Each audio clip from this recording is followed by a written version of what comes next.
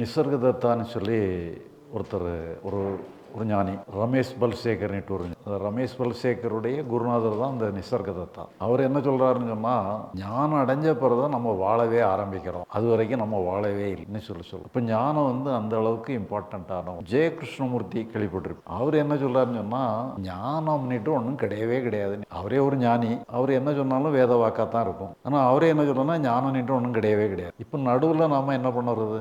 ஒருத்தர் ஞானம் அடைஞ்சால் தான் நம்ம வாழ்க்கையே ஆரம்பிக்குங்கிறாரு, இன்னொருத்தர் ஞானம் என்ன ஒன்றுமே கிடையாதுங்கிறாரு. நம்ம என்ன தான் பண்ணுறது? இந்த மாதிரி தான் ஆன்மீக உலகங்கள் இப்படி எதிரும் புதிருமாக இல்லாமல் நிறைய கான்செப்ட் எல்லாம் நிறையா வந்துட்டு.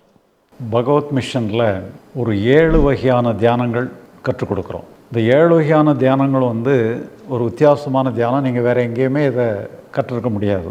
சில தியானங்கள்லாம் பண்ணினீங்கன்னு சொன்னால் உங்களுக்கு ஒரு ஆனந்த அனுபவங்கள் கிடைக்கும். எந்த பிரச்சனையுமே உங்களை தாக்காது.